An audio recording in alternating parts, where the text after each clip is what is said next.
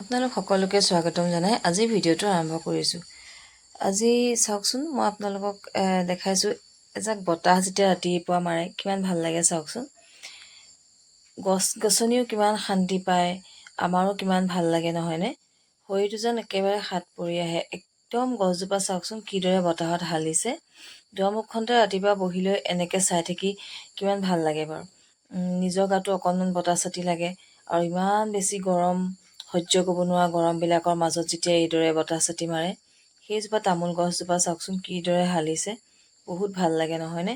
আৰু আমাৰ গাঁৱৰ জেগাত বিশেষকৈ আপোনালোকে দেখিবলৈ পাইছে সদায় বাঁহ গছ বেছি, গতিকে সেই বাঁহ গছেই বেছিকৈ দেখিবলৈ পাব কাষে পাঁজৰে। অৱশ্যে যাৰ নাই বাঁহ তাৰ নাই সাহ বুলিও কথা এটা আছে। গতিকে চাওকচোন কি সুন্দৰ পৰিৱেশ ৰাতিপুৱা সময়কণ, সঁচাকৈ বহুত বেছি ভাল লাগে যদিহে বতৰটোৱে এনেকুৱা কৰে। গতিকে ইমান গৰমৰ সময়খিনিত কি কৰোঁ কি নকৰোঁ, ইমান মজা লাগিছে চাওকচোন। অনুভৱটো কৰকচোন বাৰু। আপোনালোকৰো তেনেকুৱা ঘৰত বতাহ মাৰিছে নেকি বাৰু চাগে? নিজেই ভাবকচোন কিমান ভাল লাগিব পাৰে।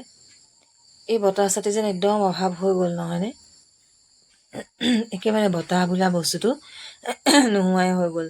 আৰু ভিতৰত ফেনকেইখন যে চলি থাকে সেইকেইখনো উত্তপ্ত গৰম বতাহ। গতিকে ইমান ধুনীয়াকৈ ফুলবোৰ হালিছে, ভাল লাগি গৈছেগৈ। আৰু তাৰ পাছৰ সময়খিনি, ৰাতিপুৱা সময়খিনি বাৰু এইদৰেই গ'ল।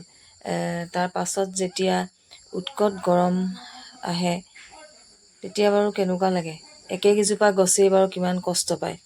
একেকেইজোপা গছেই একদম পাত যেতিয়া লৰিবলৈ নলৰে, গছৰ পাত এখিলা নলৰা যেতিয়া ৰ'দ দিয়ে, অকণমান বতাহ নামাৰে, কিমান কষ্ট হয়। মানুহৰ যিদৰে কষ্ট হয় গছ গছনিও সেইদৰে কষ্ট হয় নহয়নে? কিমান বেছি চোকা ৰ'দত মানুহ থাকিব নোৱাৰা হৈছে, জীৱ জন্তু গছ গছনিয়ে কিমান বেছি কষ্ট পাইছে। এয়া বাঁহ গছ চাওক কিদৰে হালিছে, আকাশখনৰ সৈতে কিবা এটা ভাল লগা নাইনে? বান্দৰৰ যিহে উৎপাত জানেনে? বান্দৰৰ উৎপাতত থাকিব নোৱাৰি কুকুৰৰ ভুকনিত। তাৰপাছতে এয়া আগতেও মই বনাইছোঁ, এইদৰে আপোনালোকক দেখাইছোঁ। চাউল কেইটামান তিয়াই লৈ এইদৰে ব্ৰেকফাষ্টৰ কাৰণেও যোগাৰ কৰিব পাৰি আৰু সন্ধিয়া লগাৰ বাবেও আহাৰ হয়। বহুত বেছিকৈ আজিকালি ঢেঁকীত লৈ গৈ খুন্দা নহয়, সাধাৰণতে এইদৰে মিক্সাৰত দিলে পিঠাগুড়ি কেইটামান হয় আৰু তাৰে ৰাতিপুৱা ব্ৰেকফাষ্টৰ বাবে সহজ বুদ্ধি আৰু খাবলৈও কেতিয়াবা সাল সলনি এটা হয়, যিহেতু মুখৰ সোৱাদৰো সলনি এটা কেতিয়াবা প্ৰয়োজন হয়। আৰু কেতিয়াবা আবেলি সময়ত যদি ভোক লাগে এইদৰে অকণমান ভাজিলে পিঠা এটা চাহ কাপৰ লগত খাই অকণমান ভাল লাগে। লঘু আহাৰ এটাও হ'ল আৰু বহুত বেছি গধুৰ আহাৰ খাব নোৱাৰি, সন্ধিয়া ভাত খাব নোৱাৰা হৈ যায় নহয় জানো? তাৰপাছতে এইদৰে ময়ো কেইটামান নৰসিংহ পাত দি এইদৰে ভাজিলোঁ। ৰাতিপুৱাৰ আহাৰো সেইদৰে হৈ গ'ল আৰু সেই বতাহৰ সময়ো পাৰ হ'ল আৰু ইমান সুন্দৰ বতাহজাক গাত লগাৰ সময়খিনি পাৰ হ'ল। ইয়াৰ পিছত কি হ'ব নাজানো।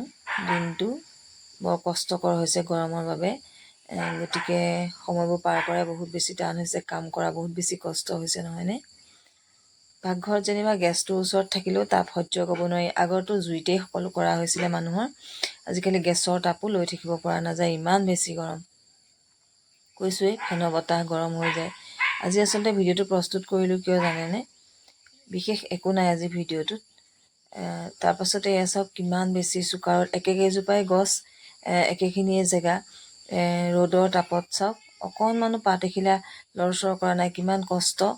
মানুহৰ গাত বাৰু কিদৰে বতাহ লাগিব, গছ গছনিয়ে কিমান কষ্ট পাইছে। এইখিনি সময়ত আমি এতিয়া কি বনাম কি খাম, দুপৰীয়াৰ আহাৰৰ সময়, কি ৰান্ধিলে আমাৰ গাটো অকণমান ঠাণ্ডা পৰিব। আমাৰ ৰান্ধনীসকলেতো ৰান্ধিবই লাগিব নহয় জানো? কি ৰান্ধিলে বাৰু আমাৰ অকণমান গাটো অকণমান শাত পৰিব দুপৰীয়া ভাত সাজৰ লগত, সেয়া চিন্তা কৰোঁ আহক। এইকেইটা মাছ আকৌ ৰাতিপুৱা মানুহজনে কামলৈ যোৱাৰ আগত নাজানো জালেই পাতিছিলে নে খোকাই পাতিছিলে, কিবা এটা পাতিছিলে আৰু আনি পেলাই দিছিলেহি। এইদৰে চাওকচোন নিজৰ পথাৰত এইদৰে ধৰি অনা মাছকেইটা 6টা বজাতে যিহেতু কামলৈ যোৱাৰ আগত চাই আনিছিলে, যি আছে কিন্তু বৰ ধুনীয়াকৈ। অৱশ্যে এইখিনি জোল বনাই খোৱা মাছ, কিন্তু আমাৰ ইহঁতি কৈছোৱে আগতে জোল বনালে আঞ্জাকণ খায় কিন্তু মাছটো নাখায়, সেইবাবে চবেই খোৱাকৈ চাগে ভাজিয়ে দিব লাগিব। পুঠিকেইটা ইমান ডাঙৰ ডাঙৰ পুঠি মাছ চাওক আৰু ইমান চাফা, গতিকে টেঙাৰ ব্যৱস্থা এইদৰে চাওক, ঔটেঙা ভাল লাগে নহয়নে মচুৰ দালিতে। ঔটেঙা এনেকৈ থেতালি দিলে আঞ্জাকণো সোৱাদ হয়, আৰু ঔটেঙাৰ গোন্ধটো মোৰ যে বহুত বেছি ভাল লাগে। তাৰপাছতে এয়া চাওক, টেঙামৰা শাক। টেঙামৰা শাকো দিব পাৰে মচুৰ দালিত। এইদৰে টেঙামৰা শাক, হয়তো টেঙামৰা শাক দিব পাৰে, নহ'লে ঔটেঙা বহুত বেছি ভাল লাগে। দুইবিধ বাৰু একেলগে দিয়া নহয়, আপোনালোকে যিবিধেই ভাল লাগে সেইবিধে দিব পাৰে। এয়া টেঙামৰা শাকো যোগাৰ কৰি থৈছোঁ, ঔটেঙা মচুৰ দালিও। কি কৰোঁ, তাৰপাছতে এটা কচু দালিত দিবলৈ লৈছোঁ, আৰু এইটো কোমোৰা চাওক একদম ফ্ৰেছ হৈ আছে। কি দালিত দিওঁ সেইটোকে চিন্তা কৰি এই কচুটোকে কাটিবলৈ লৈছোঁ। কৈছিলোঁ নহয় আপোনালোকক যে আজি ভিডিঅ'টো কিয় প্ৰস্তুত কৰিলোঁ, বিশেষ একো নাই ভিডিঅ'টো চাব লগা। তথাপিতো মানে মোৰ যোৱাকালি যিটো ভিডিঅ' প্ৰস্তুত কৰিছিলোঁ সেইটো পষ্ট হোৱা নাছিলে জানেনে। মঙলবাৰে 9:30 ভিডিঅ'টো আপলোড কৰিছোঁ, বুধবাৰে 11টা মানত যোৱাকালি ভিডিঅ'টো আপলোড হৈছে। গতিকে মই ভাবিছোঁ এইটো কিয় বা হৈছে প্ৰব্লেম, বহুত বেছিবাৰ ডিলিট কৰিছোঁ, তাৰপাছতো হোৱা নাই। ডিলিট কৰোঁ, আকৌ দিওঁ, MB-বিলাক শেষ হৈ যায়, আকৌ ৰিচাৰ্জ কৰোঁ। এইদৰে মোৰ মঙলবাৰৰ 9:30 আপলোড কৰা ভিডিঅ'টো বুধবাৰে 11 বজাত আপলোড হৈছে। সেইবাবে চাইছোঁ এটা সাধাৰণ বা চিম্পুল ভিডিঅ' এটা প্ৰস্তুত কৰি আকৌ এবাৰ দি চাওঁচোন এই বস্তুটো আচলতে এবাৰেই হৈছেনে নে হৈয়ে থাকিব, সেইবাবেহে চেষ্টা কৰিবলৈ লৈছোঁ। তথাপিতো ভিডিঅ'টো চাওঁ বুলিলে আপোনালোকে এনেকৈয়ে চাব পাৰিব, কিন্তু বিশেষ একো নাই, সেইবাবেহে প্ৰস্তুত কৰিলোঁ। তাৰপিছতে এয়া এইদৰে দালিত দিবলৈ লৈছোঁ। আপোনালোকে ঔটেঙা ভাল পালে ঔটেঙা দি খাব পাৰে ইমান ৰ'দত, নহ'লে এইদৰে। তাৰপিছতে শুকান ভাজি অকণমান লাগে নহয় জানো, মোৰ যে ভাতৰ কাঁহীৰ কাষত একেবাৰে শেষৰ টেপালৈকে অকণমান কাষৰ পৰা চুচিবলৈ টানিবলৈ কিবা অকণমান লাগেই। ভাজি অকণমান, মানে মোক মাছ মাংসৰ বিশেষ প্ৰয়োজন নাই, ভাজিকণ কিন্তু বহুত বেছি প্ৰয়োজন। তাৰপিছতে দেউতাক কামৰ পৰা আহোঁতে ছোৱালীজনীয়ে ম'ম' লৈ আনিছিলে, ম'ম' খালে, মই দেখাবলৈ নহ'লে বাৰু। এয়া চাটনিখিনিহে আছে। তাৰপিছতে এয়া মাংস লৈ আনিলে, খালী ভাত মানুহজনে অকণমানো খাব নোৱাৰে, সেইবাবে এয়া মাংস লৈ আনিলে। এইদৰে ভাতকেইটা খাই একেবাৰে ৰাতি বিচনালৈ যোৱাৰ সময় আৰু নহয় জানো, এয়া ৰাতি হ'ল। এইদৰে মোৰ ভিডিঅ'টো যদি ভাল লাগে লাইক কমেণ্ট শ্বেয়াৰ কৰিব আৰু ছাবস্ক্ৰাইব কৰিবলৈ নাপাহৰিব। ধন্যবাদ, আজিলৈ আহোঁ।